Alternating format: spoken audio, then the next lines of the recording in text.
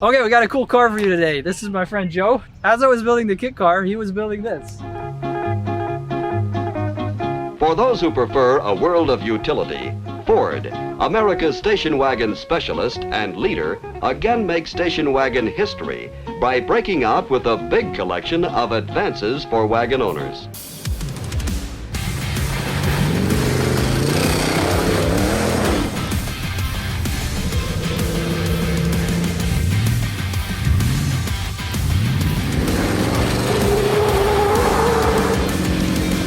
So this is a 1968 Country Squire wagon on a 2005 Dodge Ram chassis. So it's a 5.7 Hemi, automatic. Everything from the truck is still there. The gauge cluster, steering wheel, even the cruise control still works on it. So pretty much driving it down the road, other than the 37s, it drives just like a 2005 Dodge Ram. Biggest challenge was actually getting the body high enough to get it on the chassis. Even with lowering the chassis down and taking the tires off, I still had to lift the chassis like 4.5 feet. That was done with like 4x4s and tires and floor jacks, and in my driveway in the stones. Once I got it high enough, I literally used two come-alongs and just slid it onto the chassis. And then from there it was starting to build mounts. And that was probably the biggest challenge, was actually getting the body on the frame and making the mounts. Like the kit car, you could kind of pick up one end of it at a time and jimmy it on. This is not so much. They're the cheapest 37s money can buy. Yeah. All Country, it's a good name brand tire. Yep. Nothing screams America like Iron Man. Yeah. These are Iron Man tires. All Country from another country. But they're actually pretty good for the price point. $6.99 shipped for 4 tires. That was a deal. And they're really not bad on the road. They do make noise, but no worse than any other big tire I've had. And they've been smooth up to 80 miles an hour. You've been daily driving this vehicle, right? I have. So I finished it just about the end of April. I had the month of April off due to COVID. Unfortunately, I got unemployed for just a month and started working on this every day like it was my job. I had done a few things before that. I got the cab off the truck, made sure it still ran with no cab on it, so I had the wiring done.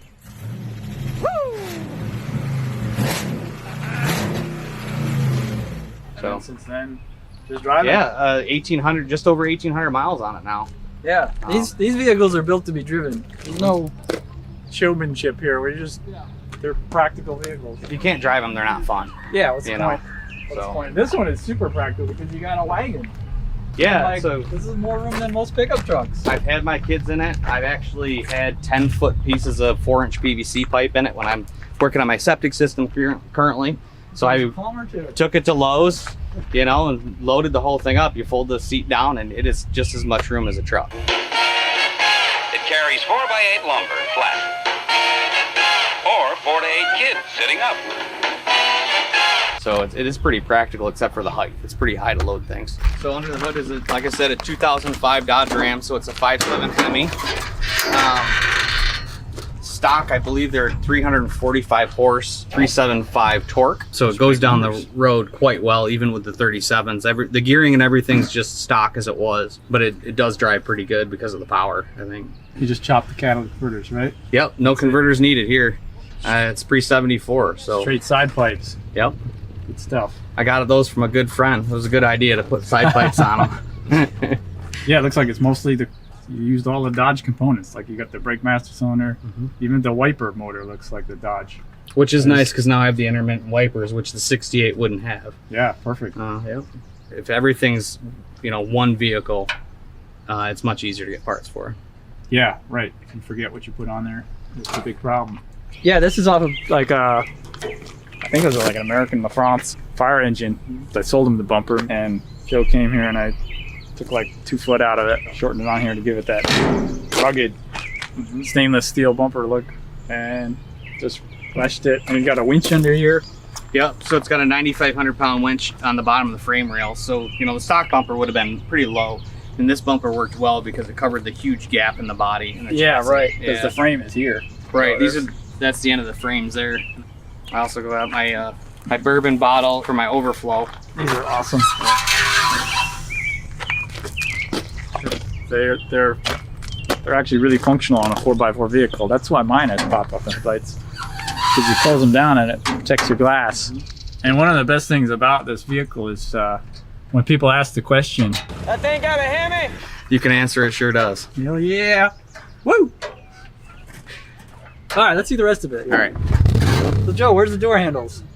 So it doesn't look like it now, but when I got this car, it was pretty much a lowrider. It was slammed on the ground on cut coil springs.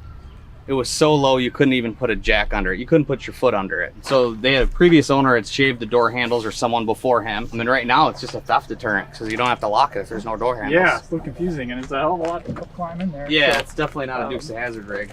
I was really excited to get it. I saw it for sale for a while. I'd gotten some money together finally.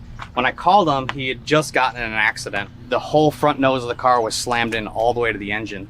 So I thought about it a little bit, and I decided I'm still interested. And I asked him if the frame was bent. If he said no, I bought it without looking at it and had it trailered from Rochester to where I live. The frame was bent. It's really hard to find 68 Country Squire parts. The front end's like a 1 year only with LTD and Country Squire. I came from South Dakota. I found the whole front clip and everything needed to put together. I fixed the bent frame rail, and then I found out the rear frame was all rotted.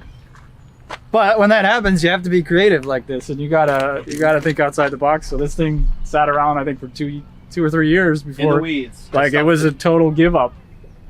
But never give up, because this is what you can have in life. The truck, right, was another wrecked vehicle. So. Yeah, so the truck was a 2005 Ram. It was hitting the front end as well. That's the story of my life. All the way to the engine, broke a lot of the accessories, the fan, the water pump, but the wheelbase was within an inch. The car seemed to have fought me the whole way. It was a battle until I started putting it on the truck frame. And honestly, after that, it just went pretty smoothly. Look at that. Wow, that is special. This is the style nowadays, kids. If you want to build something, this is how you do it. But the seats are freaking great shape. It's got door panels. All that stuff is like nice. Just need some carpet, and it'd be maybe a dash pad. Yeah, the dash pad, actually, when I was mad with it, I sold it for $300. So I'm not going to buy another one because they're too expensive. So this is obviously the Dodge Ram cluster. With the wiring in terms of the Dodge Ram, everything seems to run through the cluster. So keeping it made everything very simple, as well as the column. Mm-hmm. So your cruise control buttons, everything are still on here, the horn, everything. Also, I don't know if you've heard of them, Joe. They make these little plastic things. They're called zip ties. Oh, and you can put all that shit. I actually have used them quite a bit. I just thought that this vehicle has reached its limit of zip tie usage. Oh, there is a quota. You're only allowed to have one package full of zip ties on a car build. It looks like a nice custom gauge cluster thing you fabbed up. It did come out pretty good. I was pretty happy with it because it mounts to the stock locations where the dash pad would have mounted. Excellent. And really holds it well. What else is going on down here then? Most of it, like I said, is all stock. What's this? Why is this not hooked up? That's for the parking brake.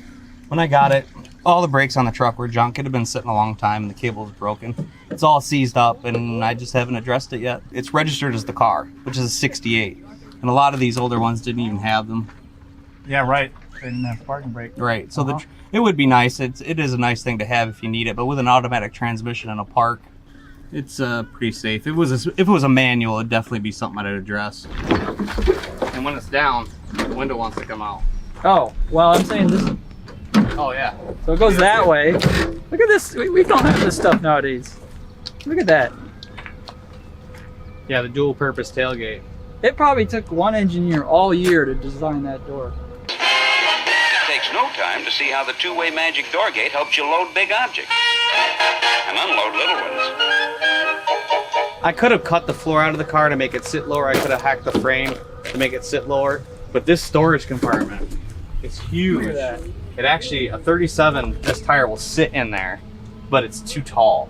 So it's just these cars were built with enormous storage. Takes about 6 seconds to turn it from a 10-passenger car to a cargo carrier with almost 100 cubic feet of load space. Yeah, practical, drivable, exceptional. It really is. So let's go cruise around with it. Let's go take a drive.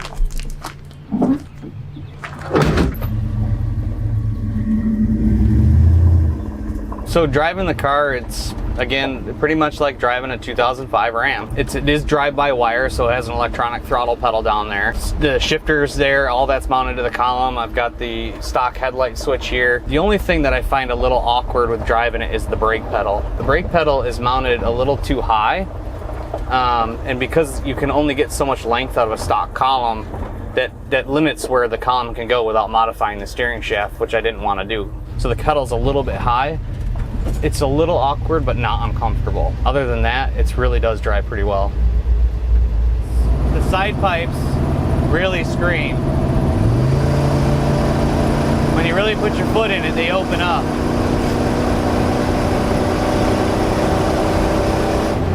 But if you just cruise, it's really nice because it's not so loud or drony. Not having carpet, it's pretty tinny when you go over bumps. And the body is also solid mounted, which doesn't help, but for what I was building, I didn't care. The noise isn't gonna bother me. That's why there's no radio. I like to listen to the music of my people.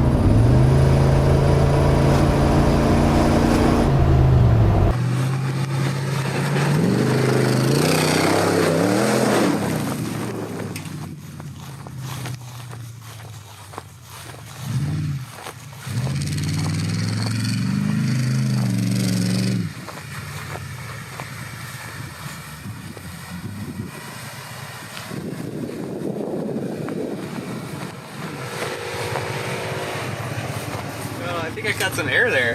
That was pretty good. All right, so this concludes our video tour of the, what is this thing called?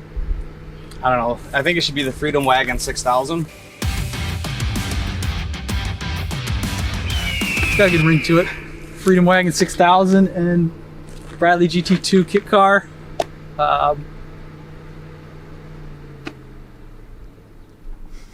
Please like and subscribe, right? That's how we end them. Isn't that what all the all end? We do have some good news though, because both of these cars are for sale. So if you want to own one, just bring us some money. That's how it works. And then you'll get to see more cars that we build. Yeah, because we are poor and Yeah. we have to finance our projects, so that requires selling them when they're done. Unfortunately. Anyways, yeah, hope you enjoyed. Thanks for watching. We'll see you around. Thanks. What? Where'd you get that? Well, I took a piss as I was pondering my life and life choices. Well, I was wondering, what is this bright yellow thing stuck out of the weeds? Yeah, and it matches the car. So I think I'll mount it right there as my trail gear. Maybe not. Maybe here. Close the window.